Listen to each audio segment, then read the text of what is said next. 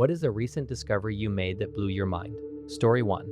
The thing that blew my mind recently is realizing that Pablo Picasso wasn't some powdered wig, candlelight-era artist from the 1700s. He died in 1973. 73. For some reason, I had mentally filed him next to Renaissance painters and Enlightenment philosophers.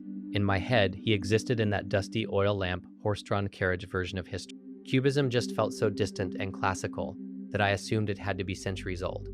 But no, Picasso was alive when color television existed. He was alive when the Vietnam War was happening. He overlapped with people who are still alive today. He could have seen early computers, he witnessed cars, airplanes, world wars, and the beginning of the space age. And somehow that completely reframed him for me. It's weird how the brain compresses time. Anything that feels historic gets pushed way back into this vague, ancient blob. But Picasso was a modern human living in a recognizably modern world. He wasn't painting in some candle-lit stone studio. He was navigating the 20th century. It also made me realize how close we actually are to what we call history. It's not that far behind us. It's overlapping with us. The line between past and present is way thinner than it feels. Picasso doesn't belong to some distant, unreachable era. He belongs to a world that looks a lot like ours, and that completely messed with my sense of time. Story 2. And just before people bite off my head, Stockholm Syndrome is a proposed condition to explain why hostages occasionally develop a psychological bond with their captors. It is named after an attempted bank robbery in 1973 in Stockholm, Sweden, in which 4 people were held hostage but later refused to testify against the robbers. Stockholm Syndrome has never been included in the Diagnostic and Statistical Manual of Mental Disorders, DSM, due to the lack of any academic study of the condition, and an increasing body of evidence leading to doubt about the legitimacy of the condition. Story 3. Gravitational waves absolutely broke my brain when I learned what it took to detect them. Einstein predicted them over 100 years ago as ripples in space-time caused by massive objects accelerating, like black holes colliding. The math said they should exist. The problem was that by the time those ripples reached Earth, they would be unbelievably small, and I mean small in a way that almost sounds fake. The detectors at LIGO measure changes in distance that are smaller than the width of a proton over a 4-kilometer-long laser beam. That's like measuring a shift smaller than an atom across a distance comparable to the stretch between Earth and Venus and still being able to say, yeah, that moved. It's absurd precision. When 2 black holes collided over 1 billion light years away, the distortion in spacetime that reached us altered the length of LIGO's arms by a fraction of a fraction of a fraction of a meter, and we detected it. Not guessed, detected. That means we built an instrument sensitive enough to notice spacetime itself flexing. The universe literally vibrated and we felt it. It completely reframed what humans are capable of. We're fragile biological creatures on a rock in space, yet we can measure distortions in the fabric of reality caused by events that happened before multicellular life even existed on Earth. That level of precision doesn't just impress me, it humbles me. Story 4. The thing that genuinely blew my mind recently was finding out that magnesium glycinate helped my nerve pain more than the prescription medication I'd been on for 1.5 years. I'd been taking gabapentin for 18 months, adjusted doses, waited for it to build up, give it time, and honestly, nothing changed. The nerve pain was still there, just as sharp and irritating as ever. Kept assuming maybe I needed more time, or maybe this was just as good as it was going to get. Then I randomly came across information about magnesium glycinate being helpful for nerve-related issues. It sounded almost too simple. A supplement, not some heavy-duty pharmaceutical. But I tried it, and the difference was noticeable. Magnesium plays a role in nerve signaling and muscle relaxation. If you're deficient or even borderline low, it can affect how nerves fire. The glycinate form is supposed to be more bioavailable and gentler on the stomach compared to other forms. What shocked me wasn't just that it helped. It was how something relatively basic worked better for me than something designed specifically for nerve pain. It made me realize how individualized treatment can be. What works for one person does nothing for another. It also made me rethink the assumption that stronger automatically means more effective. Sometimes the solution isn't more complex, it's just different. And that was enough to completely change how I look at managing my own health. Story 5. Quantum entanglement is one of those things that sounds like science fiction until you realize it's experimentally confirmed. The basic idea is that 2 particles can become linked in such a way that their properties are connected, no matter how far apart they are. Change the state of one, and the other reflects that change instantly. Not eventually, not after a signal travels between them, instantly, even if they're separated by miles, or planets. Einstein famously hated this idea and called it spooky action at a distance. He assumed there had to be some hidden mechanism we just didn't understand yet, something local, something classical. But experiment after experiment has confirmed that entanglement is real, and not just in theory.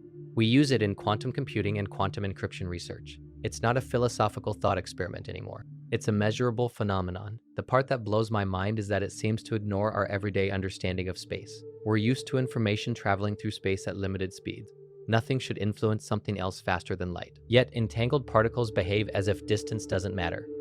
It doesn't allow faster than light communication in a simple way.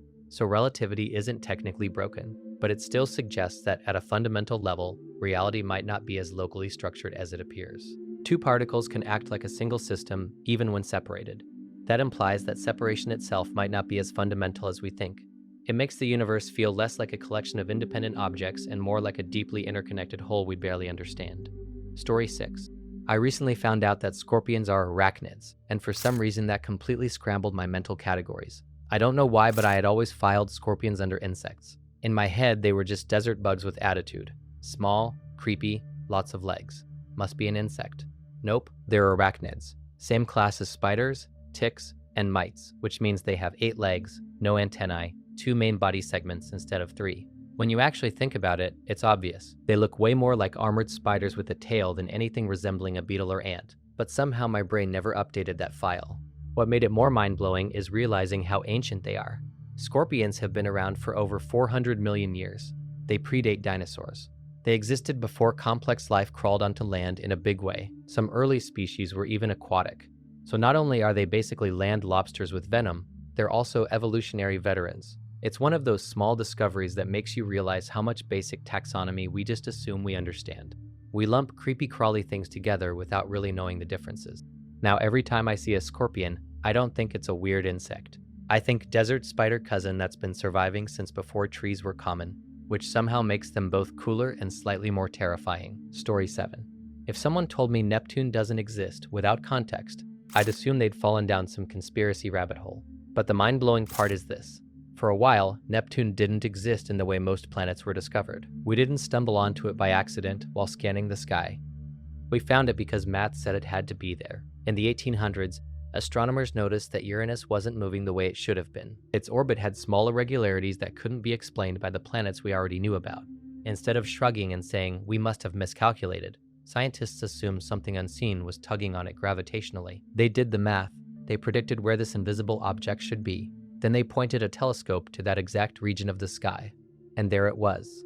So in a strange sense, Neptune existed on paper before it existed in observation. Equations predicted it before human eyes confirmed it. That flips the usual discovery narrative. It wasn't discovered because we saw it. It was discovered because the universe didn't balance without it. That's the part that blows my mind. An entire planet, larger than Earth, sitting out there in the dark, completely unnoticed, until gravity left fingerprints that forced us to acknowledge it. It makes you wonder how much else is out there right now, subtly bending things, waiting for us to notice the mathematical disturbance. Neptune absolutely exists, but for a while it only existed as a solution to a problem. Story 8. The ability to make vaccines from messenger RNA genuinely feels like science fiction that quietly became normal. For most of modern medicine, vaccines worked by introducing a weakened or inactivated version of a virus, or a piece of it, so your immune system could learn to recognize the threat. It was a biological rehearsal. You expose the body to a version of the enemy and let it practice. mRNA flips that model. Instead of injecting a piece of the virus, you inject instructions. Messenger RNA is basically a temporary blueprint that tells your cells how to make a specific protein. In the case of certain vaccines, it's the spike protein from a virus. Your cells briefly produce that protein, your immune system recognizes it as foreign, and builds defenses. Then the mRNA breaks down. It doesn't stay. It doesn't alter DNA. It just delivers a message and disappears. The wild part is how adaptable that platform is. Once you understand the genetic sequence of a virus, you can design an mRNA sequence to match it relatively quickly. You're not growing weakened viruses in eggs. You're essentially programming a biological response. It's like turning the body into a temporary vaccine factory. What blows my mind is that this approach had been researched quietly for decades before it was widely deployed. The technology wasn't invented overnight. It matured slowly until the moment came when it could be scaled. It feels like a glimpse of the future of medicine. Instead of fighting biology, we're learning how to instruct it. Story 9. One recent thing that genuinely blew my mind was reading about desalination research coming out of Massachusetts Institute of Technology. We've known how to desalinate water for a while, but it's always been energy intensive and expensive. Traditional methods like reverse osmosis require a lot of pressure to force seawater through membranes that filter out salt. It works, but it's not exactly elegant. What MIT researchers have been developing feels different. They've been experimenting with shock electrodialysis and other membrane innovations that use electric fields and clever material design to remove salt more efficiently. Instead of brute forcing water through filters, they manipulate ions directly. In some prototypes, they've even managed to reduce fouling, which is one of the biggest maintenance problems in desalination systems. The idea that you can use finely tuned electrical control to separate salt from water at lower energy costs is wild to me. Freshwater scarcity is one of the biggest long-term global challenges. Most of the planet's water is saltwater. If desalination becomes dramatically cheaper and more energy efficient, it changes the equation. Coastal regions wouldn't be as dependent on dwindling freshwater reserves. Drought-stricken areas could potentially stabilize supplies. What blows my mind isn't just the technology itself. It's that we're reaching a point where physics, materials science, and electrical engineering are converging in ways that can directly reshape survival-level problems like access to drinking water. It's not flashy like rockets or AI, but it might end up being just as transformative. Story 10. We're literally sending spacecraft to Europa, which is a frozen moon orbiting Jupiter. And that alone is insane to think about. Europa doesn't look like much at first glance. It's just a cracked icy ball, but underneath that thick shell of ice, there's strong evidence for a massive subsurface ocean. Not a puddle. An ocean that may contain more water than all of Earth's oceans combined. Liquid water, beneath ice, heated by tidal forces from Jupiter's gravity. That's the kind of environment where life could theoretically exist. The Europa Clipper mission isn't landing yet, but it's going to orbit and scan the moon in extreme detail. It'll analyze the ice, search for plumes, and try to figure out how thick the crust is and what the chemistry of that hidden ocean might look like. And yeah, it would be unbelievably cool if we found life there. Even microbial life. Even the simplest single-celled organisms. Because that would mean life didn't just happen once in the universe under a freak set of perfect conditions. It would mean biology can emerge in completely different environments. Under ice, far from sunlight, driven by chemistry instead of photosynthesis. That would change everything. It wouldn't just be a cool science headline, it would mean we're not alone in the most fundamental sense. Even if life is tiny and simple, it would prove that the universe has more than one spark. And honestly, the idea that somewhere beneath that ice, in total darkness, something might be swimming around right now. That's wild. Story 11. One thing that's genuinely made me feel a little less cynical lately is how fast renewable energy has advanced. For a long time, solar and wind felt like nice ideas that couldn't compete with fossil fuels. Expensive, intermittent, not scalable enough to power modern civilization. That narrative stuck around for years. But the numbers have shifted. The cost of solar panels has dropped dramatically over the past decade. Wind turbines have become more efficient and taller, capturing steadier air currents.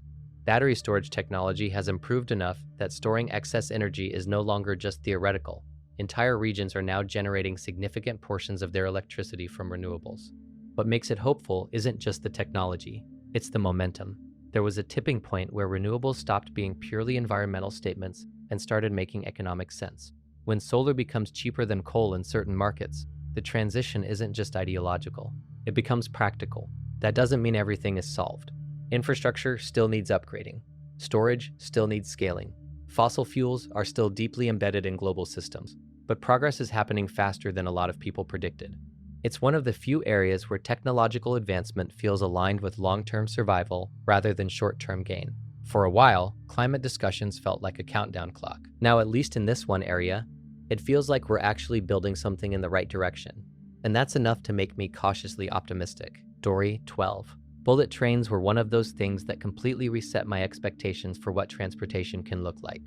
I grew up thinking long-distance travel meant either sitting in traffic for hours or going through the entire airport ritual. Security lines, boarding delays, cramped seats. Fast travel always felt inconvenient or exhausting. Then I started reading about high-speed rail systems like Japan's Shinkansen. These trains routinely travel over 300 kilometers per hour. They connect major cities with incredible punctuality. We're talking average delays measured in seconds, not hours. And they've been doing this safely for decades. That's what really blew my mind. The Shinkansen started operating in the 1960s. While much of the world was still building highways and expanding airports, Japan invested in a rail system that now moves millions of people efficiently, comfortably, and with far lower emissions per passenger than cars or planes. High-speed rail isn't just about speed. It reshapes geography. Cities that were once far apart suddenly feel like suburbs of each other. Economic zones expand, commuting changes, entire regions integrate more tightly. It also highlights something uncomfortable. We already have the technology to move large numbers of people quickly and sustainably over land. It's not futuristic, it's proven. The limitation isn't physics, it's political will, funding priorities, and infrastructure planning. Every time I look at a map of countries with dense high-speed rail networks, I can't help thinking this is what modern transit should feel like. Fast, clean, reliable. And somehow, it still feels revolutionary. Story 13. Bullet trains were one of those things that completely reset my expectations for what transportation can look like. I grew up thinking long-distance travel meant either sitting in traffic for hours or going through the entire airport ritual. Security lines, boarding delays, cramped seats. Fast travel always felt inconvenient or exhausting. Then I started reading about high-speed rail systems like Japan's Shinkansen. These trains routinely travel over 300 kilometers per hour. They connect major cities with incredible punctuality. We're talking average delays measured in seconds, not hours. And they've been doing this safely for decades. That's what really blew my mind. The Shinkansen started operating in the 1960s.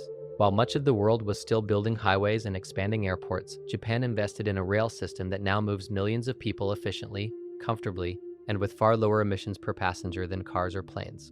High-speed rail isn't just about speed, it reshapes geography. Cities that were once far apart suddenly feel like suburbs of each other. Economic zones expand. Commuting changes, entire regions integrate more tightly. It also highlights something uncomfortable. We already have the technology to move large numbers of people quickly and sustainably over land. It's not futuristic, it's proven. The limitation isn't physics, it's political will, funding priorities, and infrastructure planning. Every time I look at a map of countries with dense high-speed rail networks, I can't help thinking this is what modern transit should feel like. Fast, clean, reliable. And somehow, it still feels revolutionary. Story 14. Light tweezers, or optical tweezers, are one of those inventions that sound fake until you understand what they actually do. They use focused laser beams to physically trap and move microscopic objects. Not metaphorically move, literally hold them in place using radiation pressure from light. The momentum of photons is enough when tightly focused to grip tiny particles, bacteria, even parts of cells. That alone feels like science fiction. The concept was pioneered by Arthur Ashkin, who later won a Nobel Prize for the work. The idea that you can use light, something we usually think of as intangible, to manipulate matter with precision is wild. It's like turning a beam into invisible forceps. What makes it revolutionary isn't just the physics, it's the applications. Researchers can measure forces inside cells at the scale of piconewtons. They can study how molecular motors move. They can stretch strands of DNA and observe how they behave. It allows scientists to interact with biology at a level that was previously almost impossible without destroying what they were studying. It's not flashy like rockets or AI, but it's quietly transformative. Using pure light to grab and control microscopic structures feels like a preview of a future where our tools are no longer mechanical in the traditional sense. They're fields, they're forces, and we're only just beginning to see what that makes possible. Story 15. Synthetic biology is one of those fields that makes me feel excited and uneasy at the same time. On one hand, the progress is incredible. We can edit genes with tools like CRISPR gene editing. We can design microbes to produce medicines, biofuels, and biodegradable materials. We can program cells almost like biological software. Labs are building genetic circuits that behave predictably, like living logic gates. That's astonishing. The idea that we can rewrite sections of DNA, correct mutations, or engineer organisms to clean up pollution feels like something out of speculative fiction. It opens the door to treating genetic diseases at their root instead of managing symptoms. It could transform agriculture, medicine, and manufacturing. But the other side of it is harder to ignore. The same tools that can cure can also alter in ways we don't fully understand. Biology is not as clean as computer code. Genes interact in networks. Ecosystems are deeply interconnected. A change that looks safe in isolation could ripple outward in unpredictable ways. And as the technology becomes cheaper and more accessible, the barrier to entry lowers. That's where the reticence comes in. We're gaining the ability to redesign life at a fundamental level, and we're still learning how life actually works. It's powerful, it's promising. It's also irreversible in some contexts. Synthetic biology feels like standing at the edge of something transformative. It could solve problems that once seemed impossible. It also demands a level of caution we're not always known for. Story 16. Fusion reactors are one of those things that feel permanently 10 years away, and yet the progress lately has been hard to ignore. The basic idea sounds almost mythical. Instead of splitting atoms like we do in traditional nuclear reactors, you fuse light atoms together, the same way the sun does. When hydrogen isotopes combine to form helium, they release enormous amounts of energy. Clean energy. No carbon emissions, no long-lived radioactive waste in the same way fission produces. In theory, it's the ultimate power source. The fuel is abundant, deuterium can be extracted from seawater, the reaction doesn't run away uncontrollably like fission can. If something goes wrong, the plasma simply cools and the reaction stops. It sounds almost too good to be real. The catch has always been control. To achieve fusion, you have to heat plasma to temperatures hotter than the core of the sun, and confine it long enough for fusion to occur. That means incredibly powerful magnetic fields in devices like tokamaks, or massive laser systems compressing tiny fuel pellets for fractions of a second. The engineering challenge is extreme, but recent breakthroughs, including net energy gain experiments, suggest we're not just chasing theory anymore, we're inching towards something tangible. What blows my mind is that if fusion becomes commercially viable, it could fundamentally reshape civilization. Energy scarcity would look different, geopolitics would shift, carbon emissions could plummet. It's not guaranteed, but the fact that we're even close to recreating a star's power on Earth feels almost absurdly ambitious, and somehow we're actually trying to pull it off. Story 17. Advances in battery technology don't get the same hype as rockets or AI, but they might quietly change more of daily life than almost anything else. For decades, batteries were the bottleneck. We could generate renewable energy, but storing it efficiently was the problem. We could build electric cars, but range anxiety held people back. We could design portable devices, but power density limited what they could do. That's starting to shift. Energy density is improving, charging speeds are increasing. Costs per kilowatt hour have dropped dramatically over the past decade. Solid-state battery research promises safer designs with higher capacity. Even incremental improvements compound when they scale globally. What makes this exciting isn't just electric cars. Better batteries mean more stable renewable grids. Solar and wind become far more practical when excess energy can be stored and redistributed. Remote areas can gain reliable electricity without massive infrastructure. Backup systems become more resilient. Portable medical devices, drones, robotics, and even data centers all benefit. The next few years could be a tipping point where batteries stop being the weak link. If storage becomes cheaper and more efficient, the entire energy landscape changes. Transportation shifts faster. Fossil fuel dependence weakens. Power outages become less disruptive. It's not a flashy breakthrough in one moment, it's steady engineering progress that quietly reshapes systems. And the best part is that most people won't notice the breakthrough itself. They'll just notice that everything works better, lasts longer, and depends less on combustion. Story 18. Finding out that certain worms can eat polystyrene completely rewired how I think about waste. Polystyrene is the stuff used in foam packaging and disposable containers. It's lightweight, cheap, and notoriously persistent. It can sit in landfills or oceans for decades without breaking down in any meaningful way. For a long time, it felt like one of those materials we created that nature simply didn't know what to do with. Then researchers discovered that mealworms, the larval stage of Tenebrio molitor, can actually consume it, not just chew it up physically, but metabolize it with the help of gut bacteria. The microbes inside their digestive systems help break down the plastic into simpler compounds. The worms can survive on a diet partially composed of polystyrene and still develop into beetles. That's wild. It suggests that biological systems can adapt to synthetic materials faster than we assumed. It also hints at the possibility of engineering microbial solutions for plastic waste on a larger scale. If a worm's gut bacteria can do it, maybe those microbes or enzymes can be isolated and scaled. It's not a magic fix for global plastic pollution. The scale of our waste problem is enormous, but it's proof of concept. Something we considered practically indestructible turns out to be edible to the right organism. And that makes the future of waste management feel just a little less hopeless. Story 19. AI and quantum computing in medical settings feels like the beginning of a completely different era of healthcare. AI alone is already reshaping diagnostics. Machine learning models can analyze medical images and sometimes detect patterns that are nearly invisible to the human eye. In radiology and pathology, algorithms are being trained to flag early-stage tumors, subtle fractures, or microscopic irregularities faster than traditional workflows allow. It's not about replacing doctors. It's about augmenting them with systems that never get tired and can cross-reference massive datasets instantly. Then there's drug discovery. AI can sift through millions of molecular combinations and predict which ones might bind effectively to specific proteins. That compresses years of trial and error lab work into computational modeling. Instead of blindly testing compounds, researchers can narrow down promising candidates far more efficiently.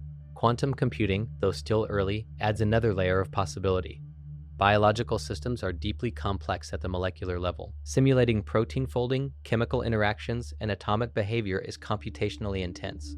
Classical computers struggle with certain types of molecular modeling. Quantum systems, in theory, could simulate these interactions far more precisely because they operate using quantum states similar to the particles being modeled. If that matures, it could accelerate everything from cancer treatments to personalized medicine. What makes this both exciting and intimidating is the scale of change. Diagnosis could become predictive rather than reactive. Treatments could be tailored to individual genetic profiles. Diseases we consider intractable might become manageable. It's not just faster healthcare, it's potentially smarter healthcare. Story 20.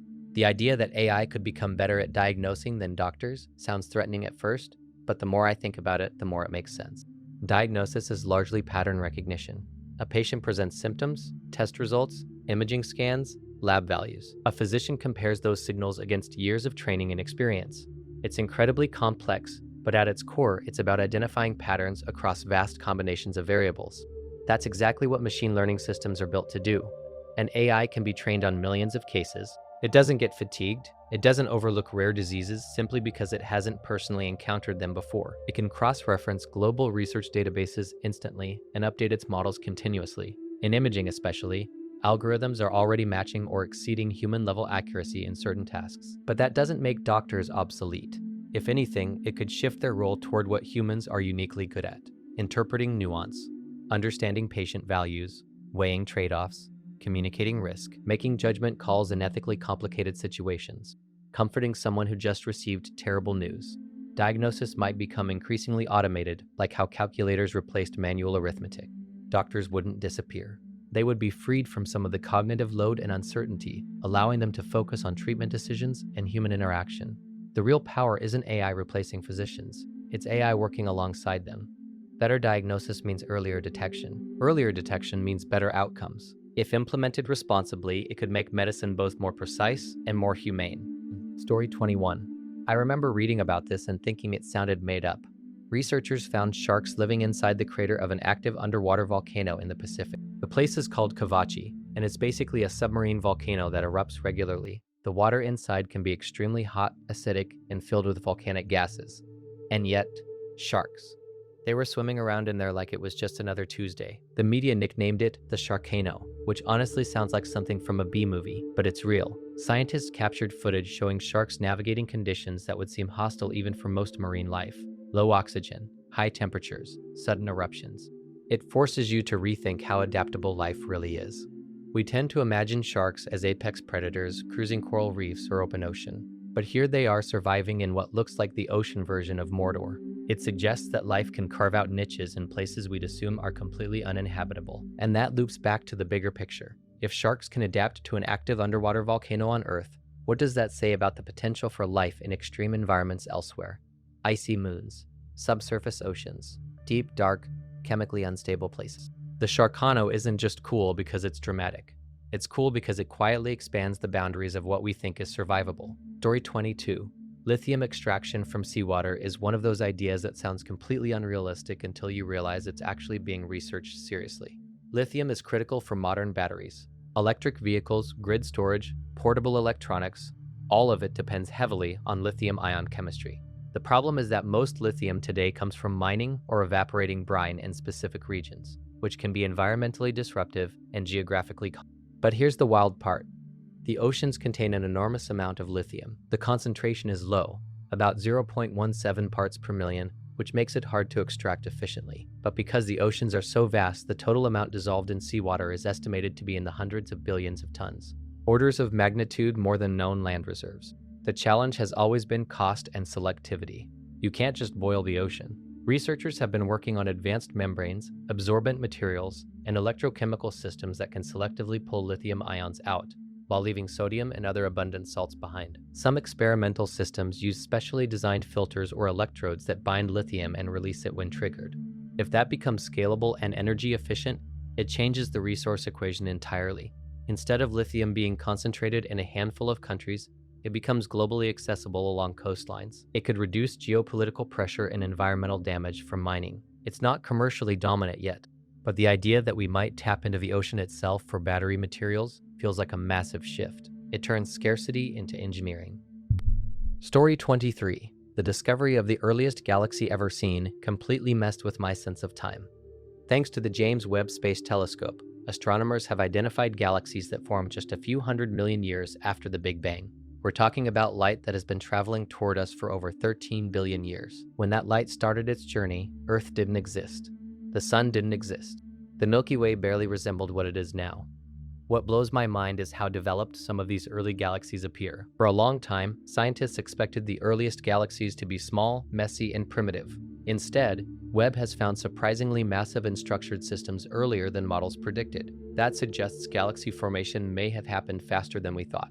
We're essentially looking at cosmic baby pictures, except the baby already looks more mature than expected. There's something surreal about the idea that when we observe these galaxies, we're not seeing them as they are. We're seeing them as they were billions of years ago. They've evolved, merged, or maybe even disappeared since then. We're looking at ancient light, not present reality. It reframes astronomy entirely. We aren't just observing distant objects. We're observing deep time. The earliest galaxy ever seen isn't just a record-breaking discovery. It's a reminder that the universe started organizing itself into complex structures astonishingly quickly. And we're only now developing the tools to witness it. Story 24. One archaeological discovery that really stuck with me was the so-called Tomb of a Wizard Doctor. The name sounds dramatic, but what makes it fascinating isn't magic. It's what it suggests about how early humans understood illness and the mind. Archaeologists uncovered a prehistoric burial containing unusual artifacts, tools, animal remains, pigments, and symbolic objects placed carefully around the body. The arrangement wasn't random. It suggested that this person held a specialized role in their community, possibly as a healer, spiritual intermediary, or ritual leader. What blew my mind wasn't just the age of the burial, it was what it implies about human cognition at that time. Tens of thousands of years ago, people weren't just surviving. They were already constructing belief systems, assigning social roles, and developing early forms of medicine or spiritual practice. The existence of a designated healer means communities recognize sickness as something that required intervention beyond brute survival. It challenges the idea that ancient humans were purely primitive or reactive. They had symbolic thought, ritual structure, and probably complex explanations for suffering and recovery. Whether this individual was a shaman, herbalist, or early surgeon, the role itself points to organized knowledge. There's something humbling about that. Long before modern hospitals and pharmaceuticals, humans were already trying to make sense of disease and death. The wizard doctor wasn't practicing magic in the fantasy sense, and that continuity stretches all the way to today. Story 25. Snail eye regeneration is one of those biological facts that feels like it belongs in a superhero origin story. Many land snails, which are part of the class Gastropoda, have their eyes located at the tips of long stalks called tentacles. Those eye stalks aren't just decorative, they contain nerves and functional visual structure. If a predator bites one off, you'd expect permanent damage. But in many species, the snail can regrow the entire eye stalk. Not just the outer tissue, the nerve connections and visual structures regenerate too. Over weeks, the tissue reforms, reconnects, and becomes functional again. It's not instant, and it's not magical, but it's real regeneration at a level mammals simply can't replicate. That's the part that blows my mind. Humans can heal cuts and mend broken bones, but we can't regrow complex organs or fully restore severed nerves in the same way. Yet a slow-moving garden snail can rebuild an entire sensory structure after losing it. It makes you realize how narrow our definition of biological capability is. We tend to measure other organisms by what they lack compared to us. But in some areas, they're far ahead. Regeneration in snails hints at genetic pathways and cellular mechanisms that, in theory, could inform regenerative medicine research. Somewhere in the biology of a creature we barely think about is a blueprint for rebuilding tissue we still struggle to repair. And that's quietly incredible. Story 26. Green hydrogen sunlight reactors are one of those developments that feel like we're inching closer to doing what plants have been doing for billions of years. The basic idea is surprisingly elegant. Use sunlight to split water into hydrogen and oxygen. Store the hydrogen as fuel. When you need energy, combine it with oxygen in a fuel cell and produce electricity, with water as the byproduct. No carbon involved. Traditional hydrogen production often relies on natural gas, which defeats the point environmentally. Green hydrogen aims to eliminate that by using renewable electricity or direct solar-driven systems. Some research focuses on photoelectrochemical cells that absorb sunlight and trigger water-splitting reactions directly, essentially mimicking a form of artificial photosynthesis. That's what blows my mind. Instead of burning fossilized sunlight stored underground for millions of years, we're trying to use current sunlight to create clean fuel in real time.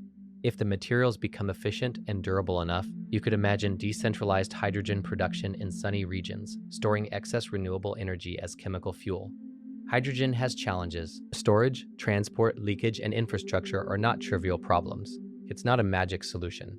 But if green hydrogen becomes scalable, it could decarbonize industries that are hard to electrify, like steel production or long-distance shipping. It feels like one of those technologies that doesn't scream for attention. But if it works at scale, it quietly reshapes the energy system from the inside out. Story 27. The concept of cloud droplet birth zones is one of those climate science details that sounds small but is actually huge.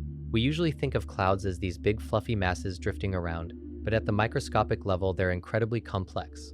Every cloud droplet begins its life on a tiny particle called a cloud condensation nucleus. That can be dust, sea salt, pollution, even microscopic biological particles.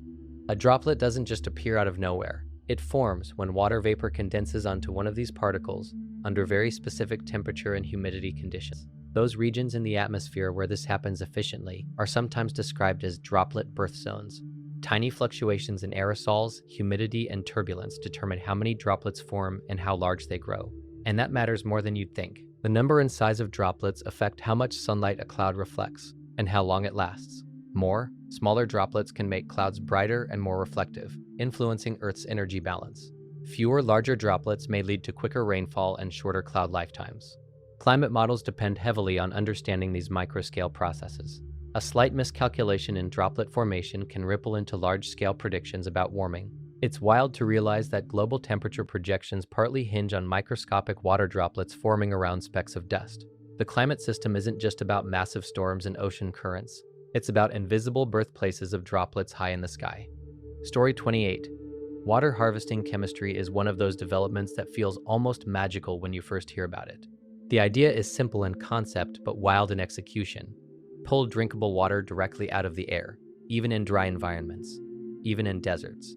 Air always contains some amount of water vapor. The challenge has been capturing it efficiently without using massive amounts of energy. That's where advanced materials come in. Researchers have developed specialized compounds, including metal organic frameworks, MOFs, that can trap water molecules at low humidity levels. These materials act like microscopic sponges, selectively binding water from the air. Then, with a small input of heat, sometimes just sunlight, the water is released and collected as liquid. It sounds like science fiction, but working prototypes already exist. Some devices can operate in arid climates where humidity is extremely low, generating measurable amounts of water per day using passive solar energy. What blows my mind is the implication. Instead of relying entirely on rivers, aquifers, or desalination plants, you could decentralize water access, remote villages, disaster zones, drought-stricken regions. If the technology scales and becomes affordable, it changes the way we think about freshwater scarcity. It doesn't eliminate water challenges entirely.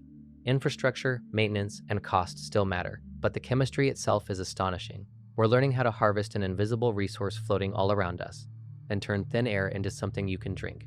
Story 29. One of the coolest paleontology discoveries I've come across is the so-called punk rock dinosaur. The species is called Ubirajara jubatus, and it lived about 110 million years ago, during the early Cretaceous. What makes it wild isn't its size or its teeth, it's the way it looked. Fossil evidence suggests it had long, ribbon-like structures projecting from its shoulders, along with a mane-like covering of filamentous feathers along its back. It genuinely looks like something that styled itself before heading out for a prehistoric concert. Those long shoulder filaments likely weren't for flying or defense, they were probably for display. That suggests social behavior, signaling, maybe even selection. In other words, dinosaurs weren't just big reptiles stomping around, some of them were showing off. That changes the vibe completely. For a long time, dinosaurs were imagined as scaly, dull-colored lizards. Now we know many were feathered, possibly brightly colored and visually expressive. The punk rock dinosaur is a reminder that prehistoric life was probably far more visually dramatic than we once assumed. It's also a humbling example of how incomplete our earlier reconstructions were. Every new fossil has the potential to rewrite what we think we know about the past. Turns out, 110 million years ago, evolution was already experimenting with outrageous fashion choices. And honestly, that's kind of amazing. Story 30. One of the strangest biological discoveries I've read about is that living cells emit light. Not metaphorical light, actual photons.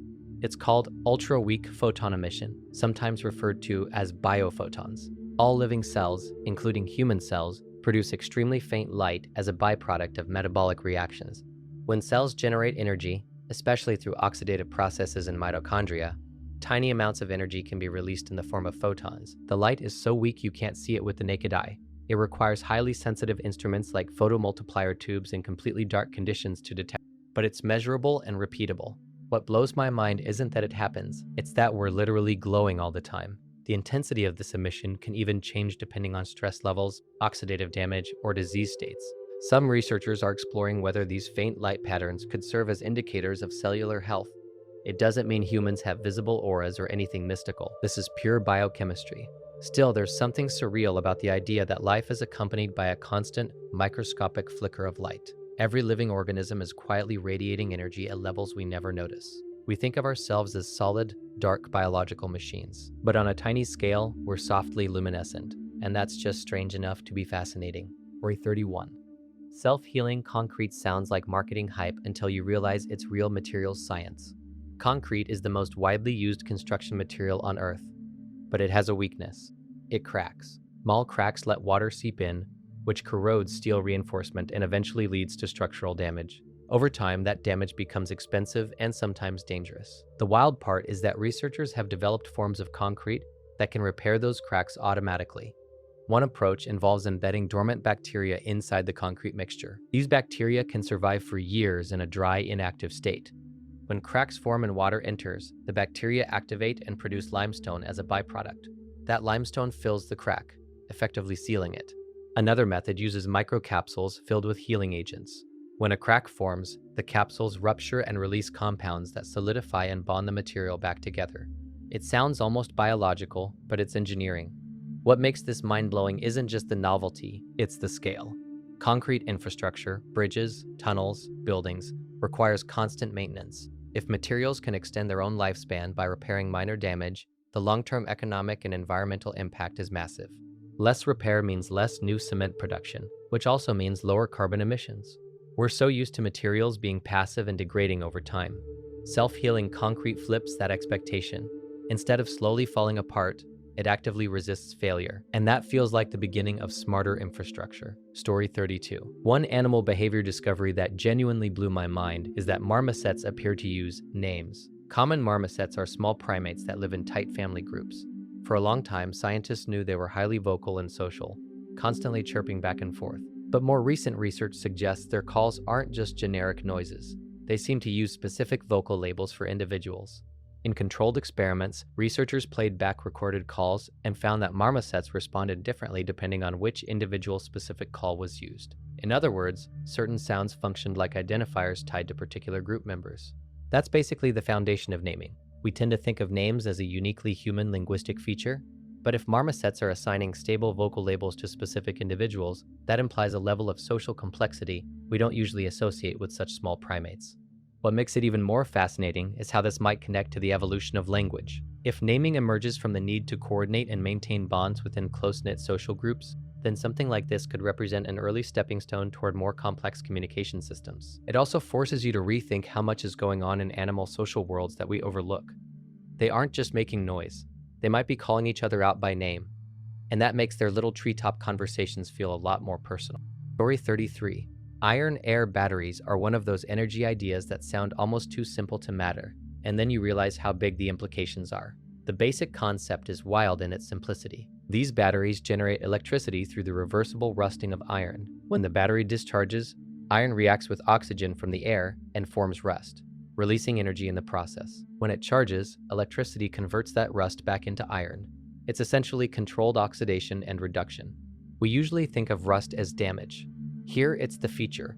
What makes this exciting isn't that iron-air batteries are super compact or flashy. They're not meant for phones or laptops. They're designed for grid-scale storage. They can store energy for long durations, potentially for 100 hours or more, which is huge for renewable systems like wind and solar. One of the biggest challenges with renewables isn't generating power. It's storing it when the sun isn't shining or the wind isn't blowing. Lithium-ion batteries are great for short bursts, but long-duration storage gets expensive fast. Iron, on the other hand, is abundant, cheap, and widely available. If iron-air systems scale successfully, they could dramatically lower the cost of storing renewable energy at grid level. That means fewer fossil fuel backup plants and more stable clean energy networks. Turning rust into a climate solution feels poetic. Something we associate with decay might help stabilize the future. Story 34. The world's oldest butt drag fossil sounds like a joke headline, but it's actually a legitimate paleontological discovery. Researchers uncovered an ancient trace fossil showing the imprint of an animal's body dragging across soft sediment hundreds of millions of years ago. Not just footprints, but a clear central groove where the creature's underside made contact with the ground. It dates back to the Permian period, long before dinosaurs dominated the planet. What makes it mind-blowing isn't the humor factor, it's that this is behavior frozen in time. Body fossils tell us what an organism looked like. Trace fossils tell us what it was doing. This particular fossil suggests the animal was moving in a way that caused its belly or lower body to scrape along the sediment, possibly due to anatomy, injury, or environmental conditions, like shallow water.